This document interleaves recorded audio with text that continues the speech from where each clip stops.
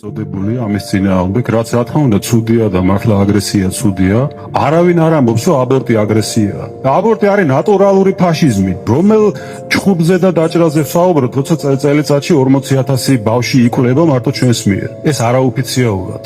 თუ მივამატებთ ამას ქიმიურ აბორტებს, ეს ადის 100,000. და მე სულიერად ხო შევხედოთ ჩვენ, ღმერთი არასდროს არ მისცემს იმ ერთს ბედნიერებას და გამარჯვებას, რომელიც არის საკუთარი შვილების მკვლელი. სანამ ეს არ გამოსწორდება, ჩემი აზრით, ჩვენ ამდენს არ უნდა ვილაპარაკოთ. არაფერი არ გამოსწორდება, იმიტომ რომ ჩვენ ბავშვებს კლავთ. 1000-ობით და 100-ობით 1000. და ამას არ ვუწოდებთ აგრესიას.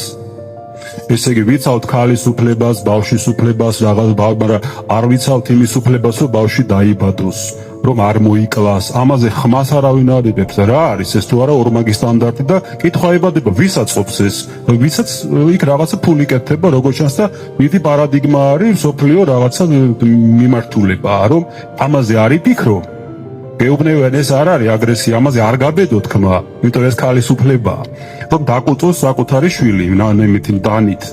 და აქ კიდე თუ შეეხო ქმარი ცოლს, რა თქმა უნდა, ესეც ამაზრზენია და ნებისმიერი ქმარი ცოლს თუ ცემს, ის არაკაცია.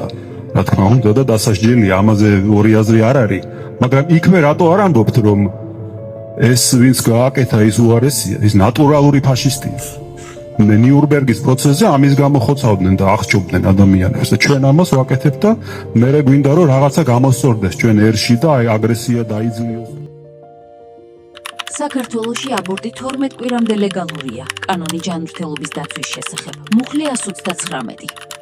მოვუწოდებთ ხელისუფლებას, შეცვალეთ კანონი და აკრძალეთ აბორტი.